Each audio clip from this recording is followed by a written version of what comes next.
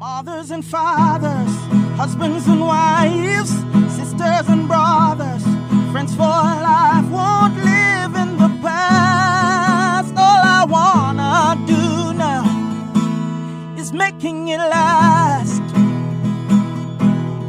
Mothers and fathers, sisters and brothers, friends forever, strengthening the ties that keep us together. Mothers and fathers, sisters and brothers, friends forever, strengthening the ties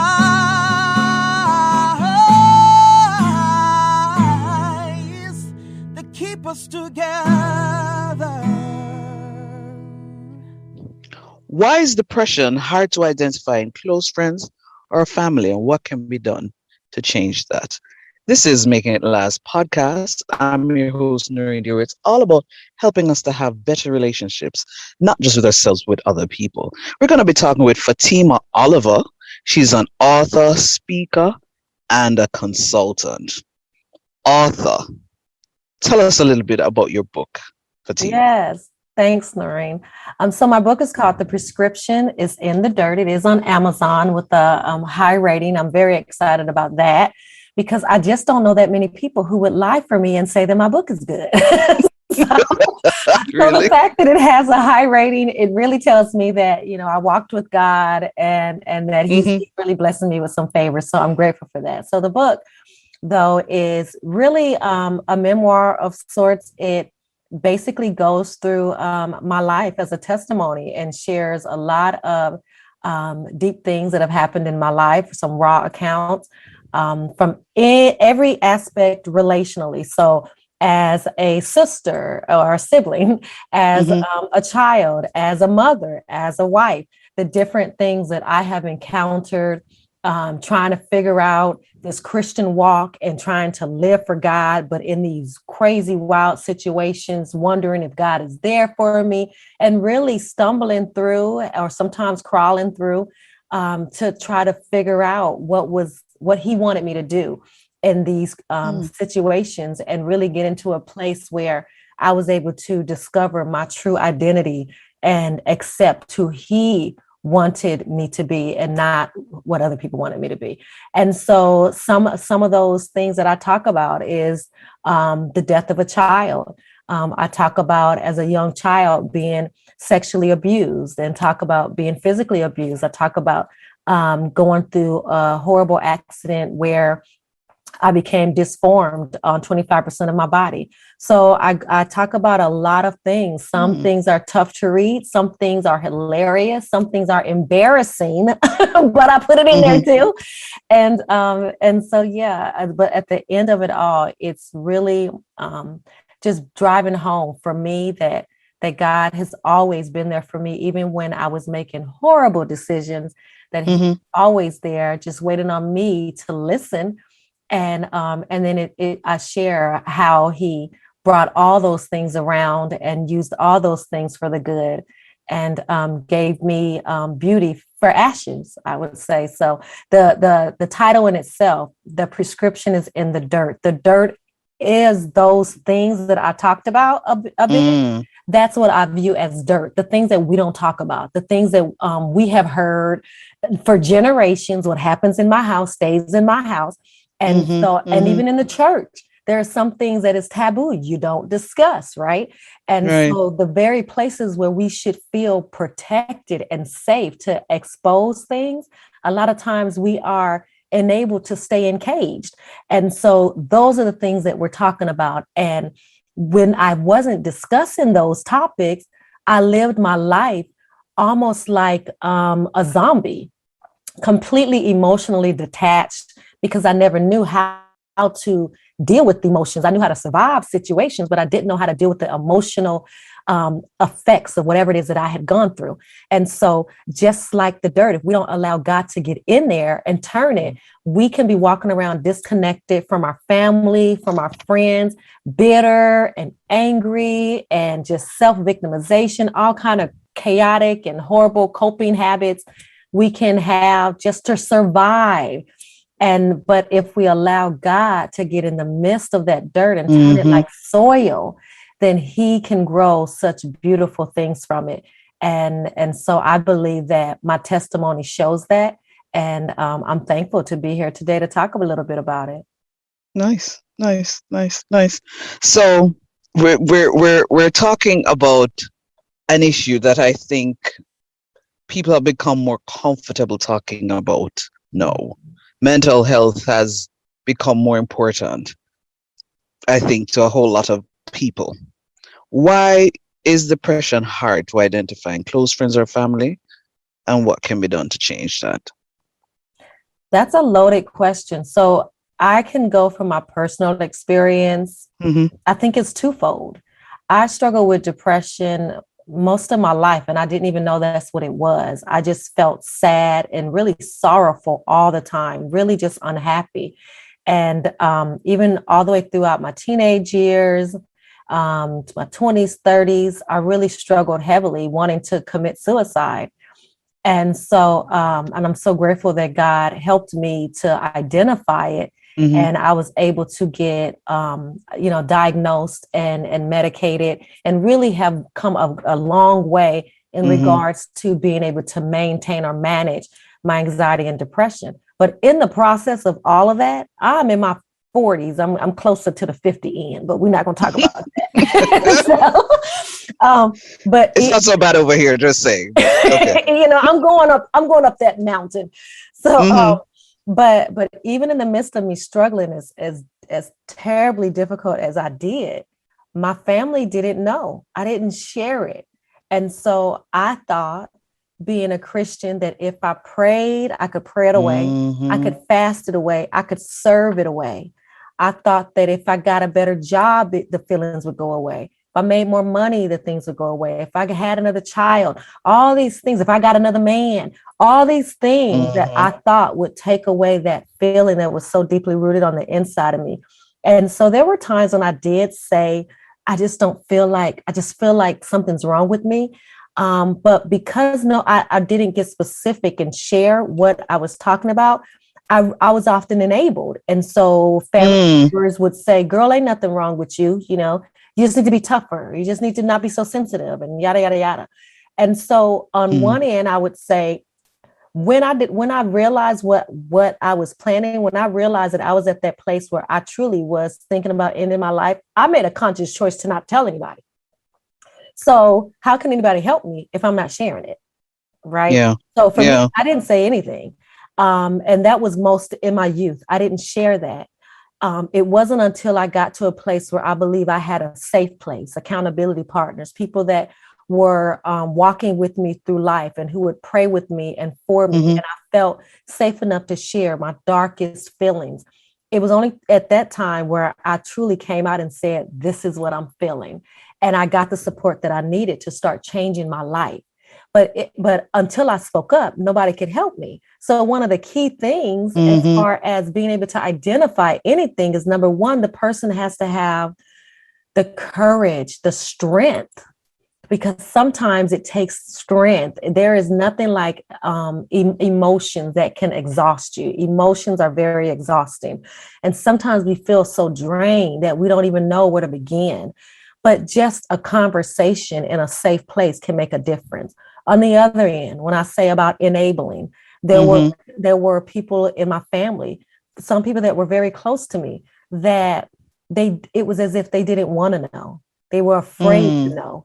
And so nobody ever asked me other questions. Nobody ever said, tell me more about that. When I said, I feel like I'm not myself. I feel like something's wrong with me. Nobody said, tell me more about that. They said, girl, ain't nothing wrong with you. So it entrapped me. So even at that one moment where I actually did say something, nobody was there to help me. Nobody was there to catch me. And so I learned to just continue to internalize it. So it's twofold. I think that when there are signs that a person could be depressed, meaning like truly going through a depressive state, it's lasted more than a week. They don't want to eat. Their appetite is all over the place. They're not sleeping. They're easily agitated, or they don't want to get up out of the bed. They just want to feel, they're really trying to disappear. They're just trying to disappear. They don't want to go out. They don't want to be around people. They want to stay in the bed with the covers over their head. They want to disappear because functioning in life by that time is too hard. It takes so much energy. And so they rather not do any of it. When you see signs of that happening, it's important to not be afraid to ask the questions beyond what's going on. If the person says nothing, I'm okay, I'm just tired. Well, why are you so tired? Well, what's going on with you? What's been going on at work? What's going on with you and this person that you're dating? Let's talk about it. Let's talk. Sometimes there are instances when it's really bad that the person don't know what to say. There's nothing like having somebody to just be there and help them get out of the house. For me, that was important. My husband has definitely been there. He didn't know what to say, right? This was completely an era where he just was like, I didn't grow up that way. I don't know. I don't even know what to do. But he was able to say, well, let's go get something to eat. Let's get out of the house, which is something that is very important for somebody that's in that space to do. It's called an opposite to emotion. So that means do the opposite of what your emotions would want you to do. Instead of staying in the house, get out. So he was doing those things without knowing that's what he was doing. And it was those type of activities that helped me to breathe and kind of think a little clearer and reset and then go in the house and not just go back to the bed, but maybe go sit in the living room. So it's twofold. It really is the responsibility of that person that is struggling to say they are struggling. Nobody can get help if they do not ask. At the same time, we have eyes to see. And if we see that our loved one or our friend is acting completely unusual and abnormal, I believe it's our responsibility, if they are our friend, to say something, to nudge them, to, push them a little bit to make them speak to you. And if you don't have all the words to say, there are definitely places that you can go to get that assistance. But you know what? God is a healer and he can do all things. A prayer would do miracles, Yeah. So there's always a way to support a friend. But I really think that's the biggest thing is that it's just too much silence. There's so much pain, but nobody's speaking. And I think just in general, a lot of us walk around with pain, but we don't speak of it. So how can you be healed if nobody's talking? I know you've been enjoying the conversation, but we're going to take a little break and get a word from our sponsor. Are you looking for one-of-a-kind products customized to suit your needs? Then shop at Trending Things, the place where customization is always an option. From personalized gifts to apparel, accessories, drinkware, and home decor, you name it, we make it. Get your favorite designs on any item for party favors, weddings, graduations, or any special occasion, all at affordable prices. What are you waiting for? Visit our website at trendingthings.com to order your trendy item today. Trending Things, bringing creativity to the things you love. You said something earlier, though, the whole idea of a safe space or a safe place. Yeah. There are a lot of persons who don't necessarily have that. So how then do they find that? Yeah. I think sometimes we have to be creative thinkers. And so there's always an opportunity. I've heard somebody say, God is faithful. He is a healer. He is a miracle worker, but I stopped looking for the signs and I stopped listening for them. And so we can get caught up in our own tunnel vision when we're not looking around and trying to see the forest from the trees. So a safe place, again, it doesn't have to be a bunch of people. It can be one person that you feel that when you talk to them, they actually hear you. When you're talking, they actually look in your eyes and can respond back to what you said. And you even feel like, dang, they listen to me. Okay, that could possibly be your safe place because they're going to listen when you talk. And we all just sometimes need somebody to listen to us.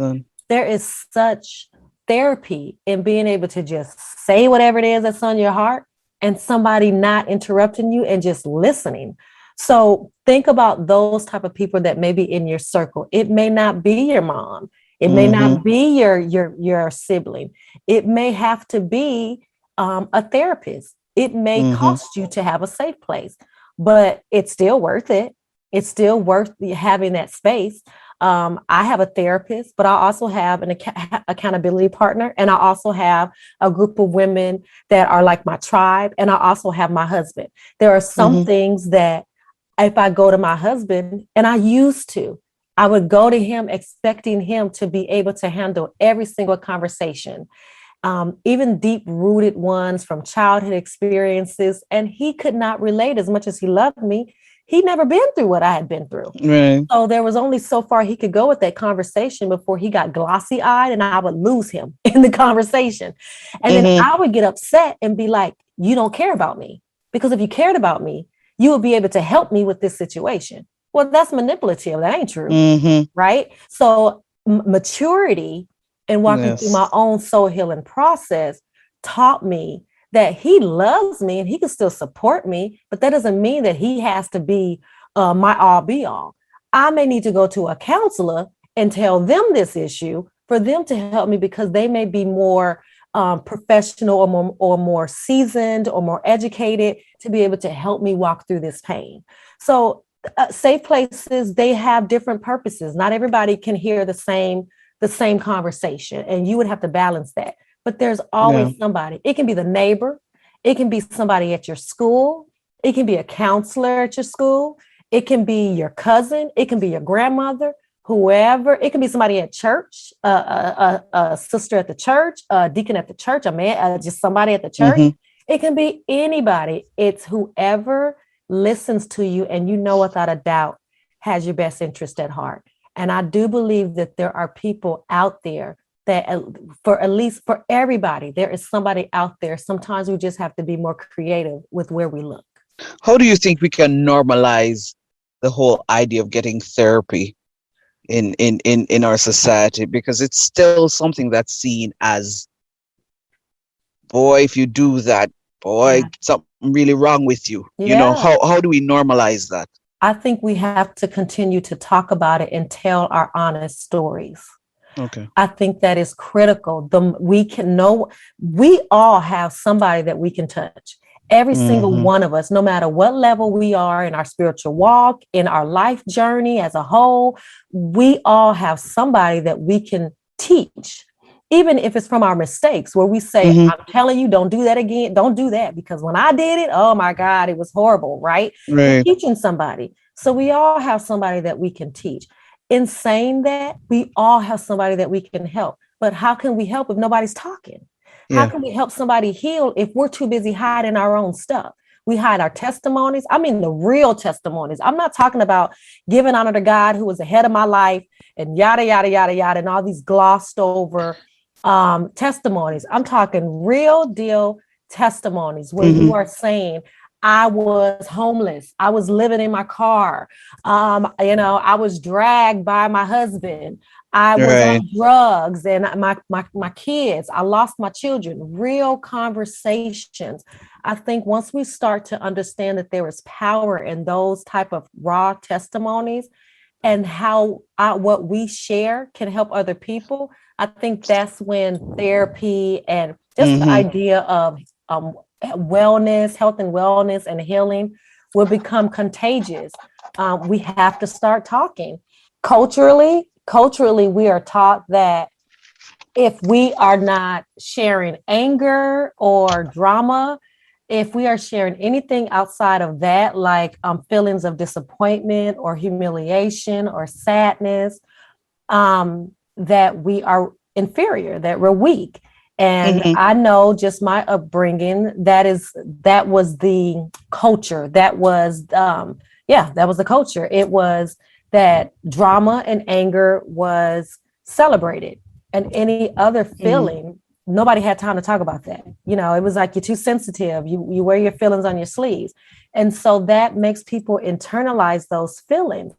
And so when you get older and you're realizing that you really need somebody to talk to, it makes it so much more difficult to open up and say, I need somebody to talk to, because you're afraid that people are going to look at you like you're weak.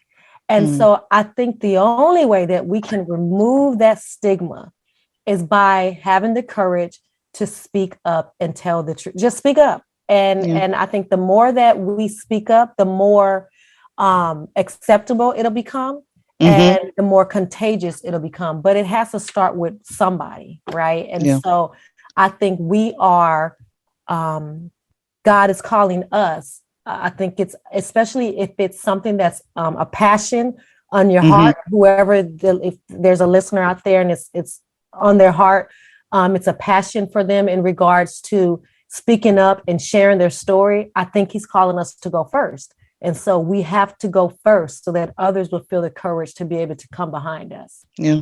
As we're wrapping up, do you think that for males and females, that some of the signs, so to speak, are basically the same? Or do you think that for a man, when he is experiencing, some level of depression, it might be very different from the female? But just based on, just based on general knowledge of what I've been able to surround myself in, I believe that the signs are pretty similar. At the same time, we need to know the people that we're talking about, right? So your person, your friend, your mate. And so if they are acting different than what they would normally act, because we're not all, cookie cut, right? So if they are acting different than how they would normally act, I think it's worth looking in and saying, are you okay? But there's typically withdrawing. There's typically feeling of just emotional exhaustion. And that is because there's so much sadness and disappointment and uncertainty that goes on in the head. It's like on a road. I can't think of a good word to say, but it's just like repeating and repeating in your head, and you're trying to shut it off and function and deal with the kids and go to work or go to school or have date night. You're still trying to do these regular things, but your mind isn't really there. And so it becomes overwhelming. And the easiest way to deal is to withdraw, because now you don't have to fake it. You don't have to fake that you're okay anymore. You can just be. So there's a lot of withdrawing, a lot of, I'm just tired. I just want to stay in the house. I don't want to be bothered. Don't talk to me. Those type of things, to where you're trying to shoo people away. And so if you know that that's not natural behavior, that the person isn't a natural introvert, but that they are acting introverted, that is something that I would be personally concerned about. And then, like I said, you don't have to have all the right words to say. A lot of times just being there and trying to get them out of the house, or trying to bring in some fun activities, and just really making sure that they are not in a space where they want to hurt themselves. If you're able to do that much, that's huge. And I believe that they will remember it in the future. I know you've been enjoying the conversation, but we're going to take a little break and get a word from our sponsor. So, the whole idea of a branding strategy sounded so exotic and so fancy to me. But after having several conversations with Neon, I now have a clearer understanding. I am sure of what my identity is, what it is that I want people to see Noreen Daly as. Thanks, Neon. Thanks, Splint. Visit them at wearesplint.com. One of the things that I've said to my students, because I'm an educator, I've said to them in recent times, I said, especially now, we need to try to be a little bit more gentler with each other, because sometimes we just don't know what is happening with somebody. And I think now more than ever, we just don't know if it is that somebody's actually just putting the best out, but it's really that they're depressed and they really need some attention and some help. Absolutely. And there is a symptom of deflecting. Deflecting is, you say, well, how are you doing? And you can switch that conversation around. A depressed person can switch that conversation around to put it back on you. And then when you walk away, you realize you never really got the answer. It's deflecting. And that is just another tool for somebody that's struggling with anxiety or depression, so that they don't have to tell you what's really going on. They are usually the fixers, the people that are, it's all about the other people. Any way that they can take the attention off of their issues, they will do it. So it's deflecting. And so you just want to be aware of that too. It's hard to tell, especially if the people are naturally that way.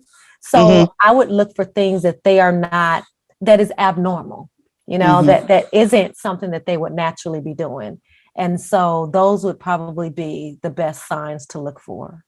Thanks for sharing. Any closing words as we're wrapping up? I'm just grateful for the opportunity. And I really want the listeners to know that it's okay to not be okay. We've all had that moment in our life at one time or another where we just wasn't okay.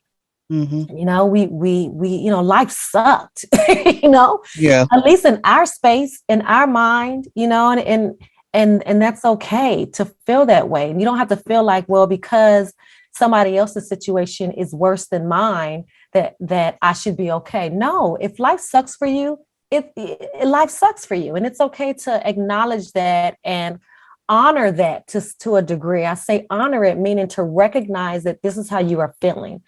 At the same time, it's not okay to get stuck there, to recognize that you're really in a sad place. You're really in a disappointed space. You really don't know how to get yourself up out of it. And then you just decide to sit in it and say, and I'm not going to ask for help. If you do that, you're giving yourself a disservice. Like you are sabotaging your greatness. You're sabotaging every single thing that God would want to pull out of you. There's no room for him to do it because you're not willing to move. You're not willing to make room for him to do some miracles in your life. You have to speak up. You have to tell somebody. It's okay to not be okay, but it's definitely not okay to remain that way. Thanks so much for sharing, Fatima. You're welcome. This was Making It Last podcast, where it's all about helping us to have better relationships, not just with ourselves, but with other people. I'm Noreen Daly. Until next time. Are you struggling to become an effective communicator? Let Noreen Daly, the communications specialist, get you there. Services include communications consultancy, one-on-one coaching, public speaking and debate training, leadership and team building sessions, plus much more. Visit noreendaly.com for more info. Noreen Daly, redefining the way you communicate. Mothers and fathers, husbands and wives, sisters and brothers, friends for life, won't live in the past. All I wanna do now is making it last.